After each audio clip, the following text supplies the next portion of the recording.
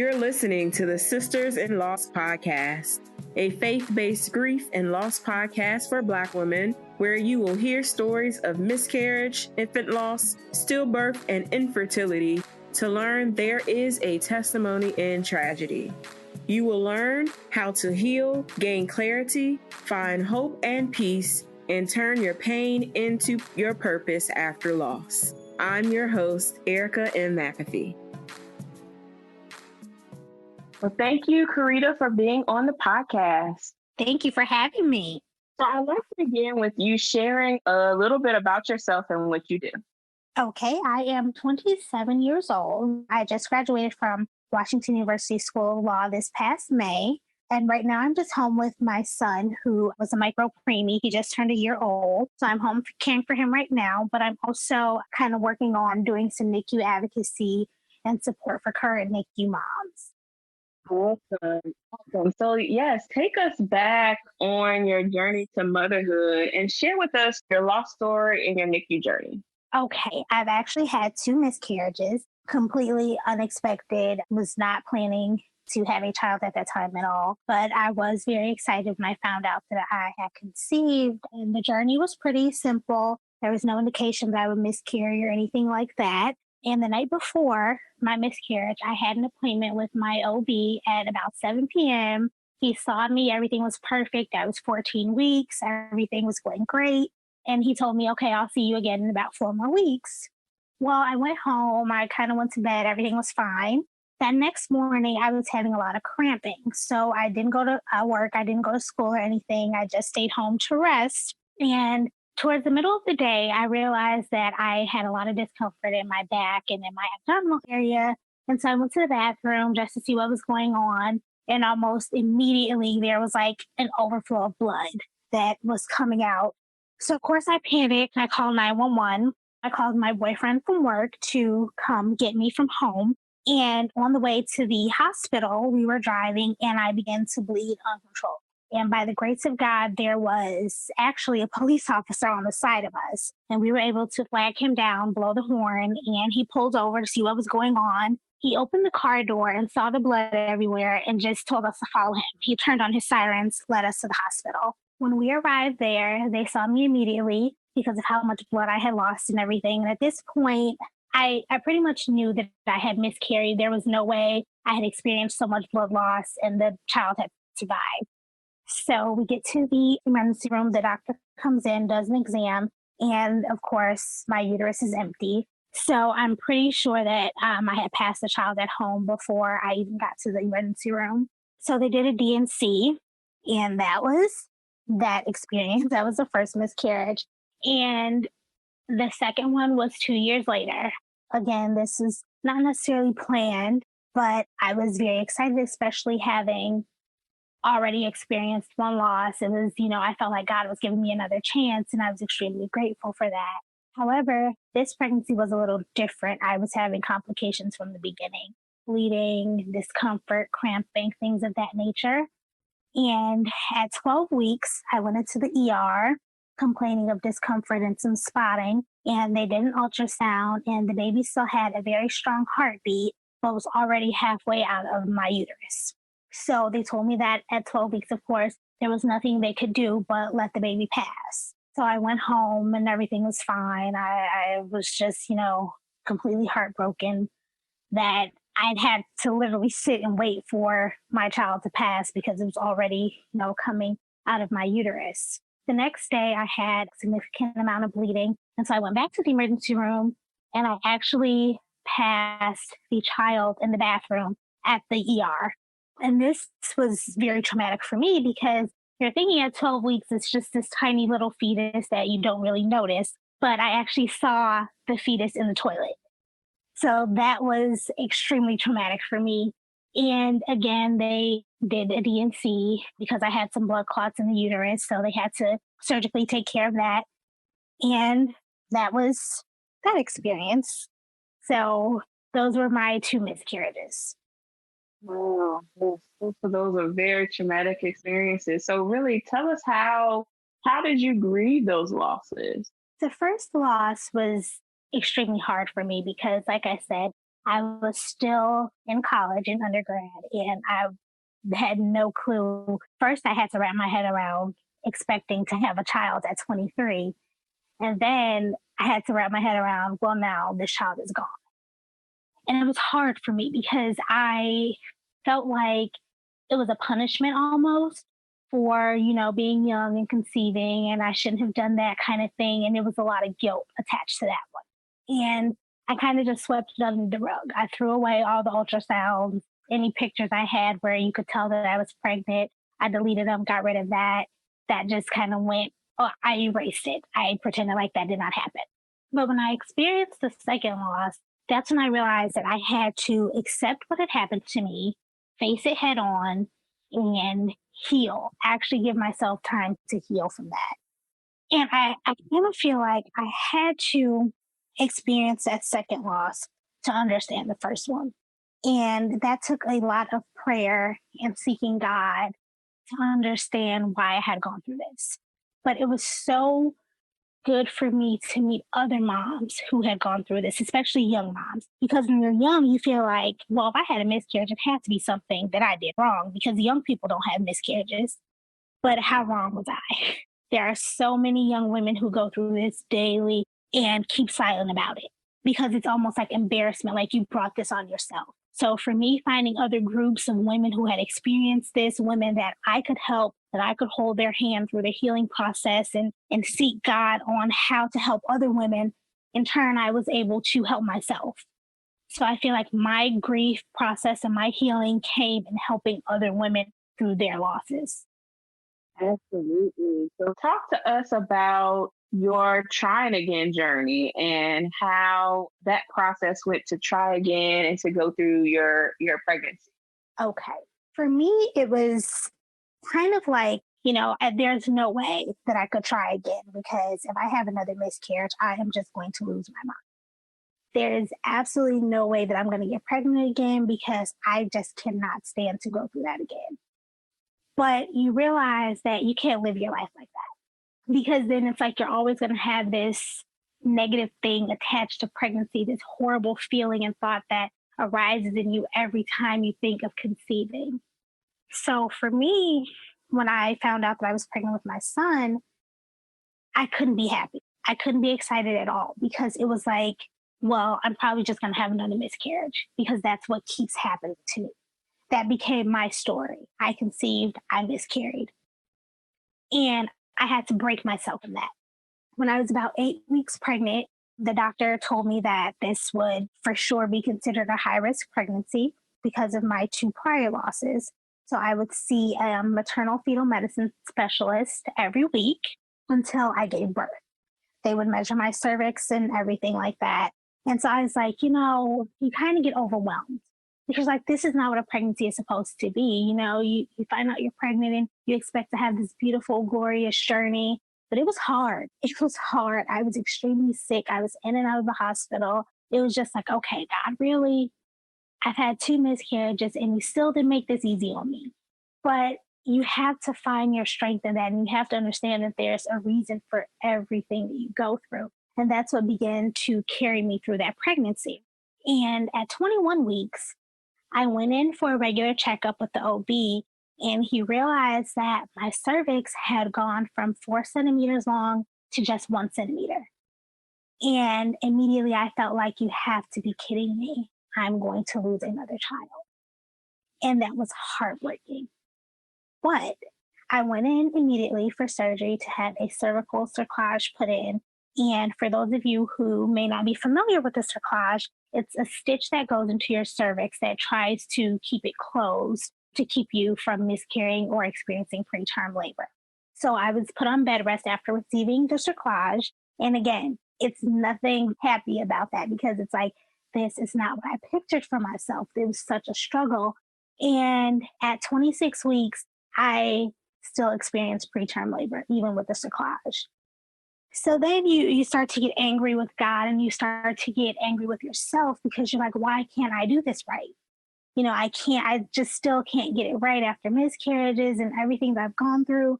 And my son was born weighing 1 pound, 13 ounces at exactly 26 weeks. And he was in the NICU for 116 days. So this is a whole other roller coaster that I now have to ride on after still being angry with myself and with God because I had 2 miscarriages and still didn't have, the perfect textbook pregnancy.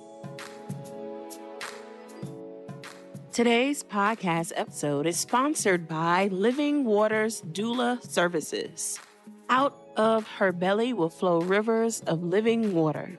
Rivers carry life and bring it forth to those who need it. I am excited to begin offering Living Waters Doula Services to my sisters-in-laws. What is a doula? A doula is a non-clinically trained support person who provides emotional, physical, and informational assistance before, during, and after childbirth. My goal as your doula is to help you heal, remove anxiety and fear, and find peace and hope on your infertility and pregnancy journey. If you are currently trying to conceive and would like fertility support, if you are currently pregnant after loss, or if you want grief support for your recent loss, I'm available to share space with you as your doula and support you on this journey. For more details about Living Waters Doula Services, visit ericamcafee.com/doula. That is ericamcafee.com/DOULA. I'm excited to share space with you. So my son is now a year old, and now that I've made it through that journey and I've gone on a process of healing and finding my strength and my voice and everything that I went through, I've been able to tie all that together into now being the best mom that I can be because you've experienced the worst. And I feel like for me, having gone through that and having experienced those losses and that NICU journey and nearly losing my son in the NICU, it's like, okay, this has given me strength I didn't even know existed, but I need it. So I had to find, and I think that that's important for anyone who goes on a journey of loss or miscarriage, even having a premature child in the NICU. You have to find your purpose in that pain. And for me, it was finding my strength in my voice. Absolutely. Thank you for sharing that. So what tools or resources that you have used that has helped you on your healing journey? The biggest one I would have to say would be my Bible and prayer. Definitely seeking God for direction, for healing, for peace of mind, for freeing yourself of that guilt that I talked about. It's extremely important to keep God first in that, for me anyway, because you can't do it by yourself. You can't wake up one day and decide, okay, I'm better. I'm not sad anymore that I lost my child.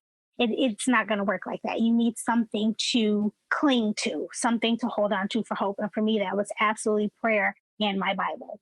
Secondly, it was getting familiar with other moms who had gone through this. So for me, social media was big.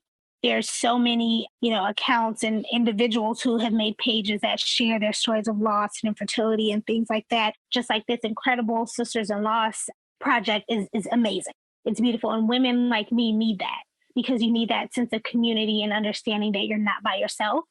So you can walk on this journey of healing with others. And also in me helping other women heal and helping other women understand what they've gone through and trying to process it helps me every day, because even talking to other women about their children being in the NICU or experiencing miscarriage after miscarriage, the stillbirth, kind of going through those processes with them, I still learn new things. I still find new things that I need to heal and bring back full circle for me.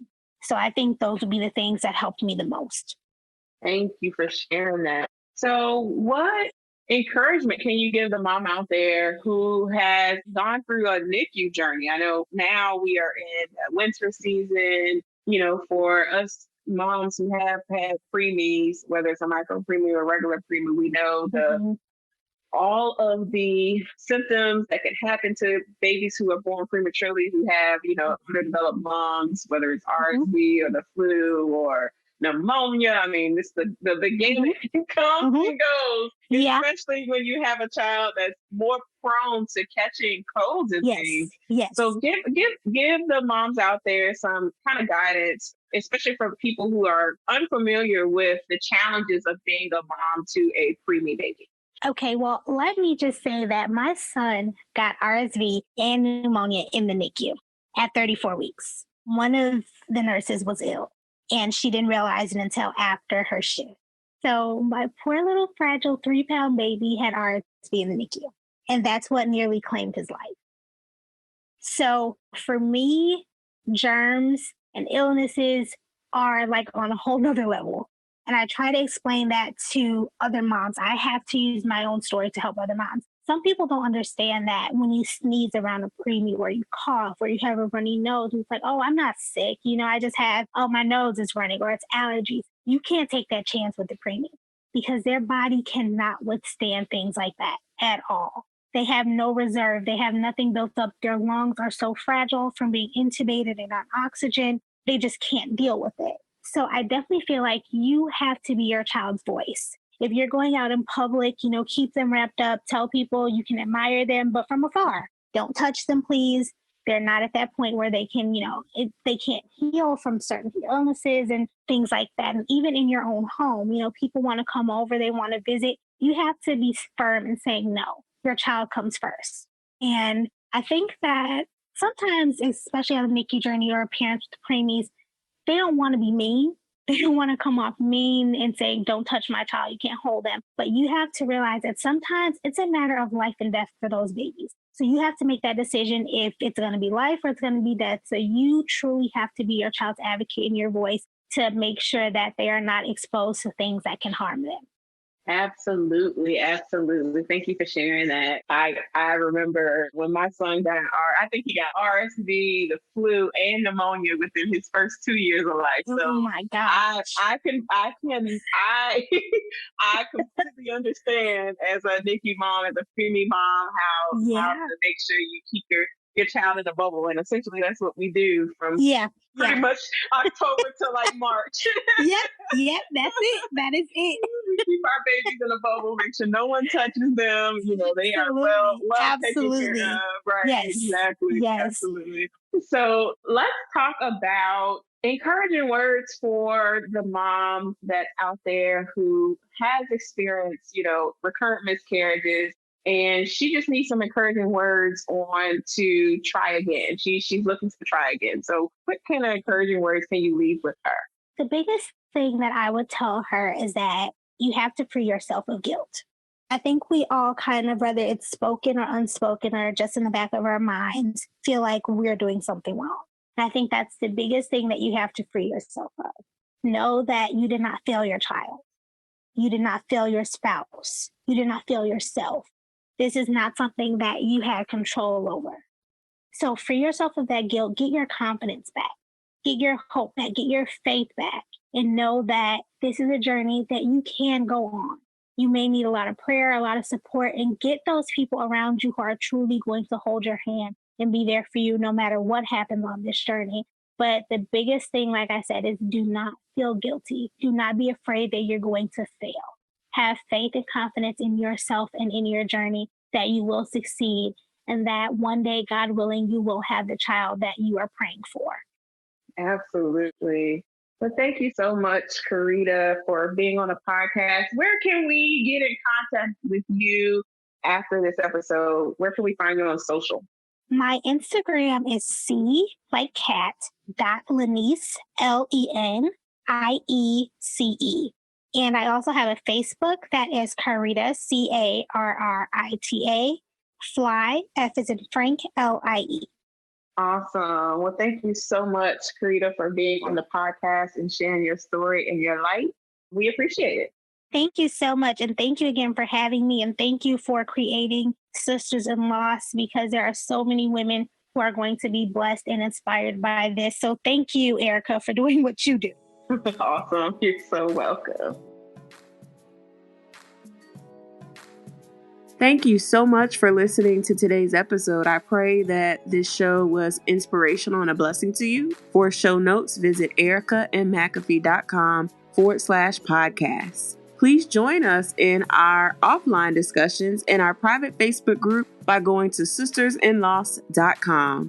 If you're listening in Apple Podcasts, please rate and subscribe to us and leave us a 5-star review. I pray that you all have a blessed week. Keep the faith, and I'll talk to you next Wednesday.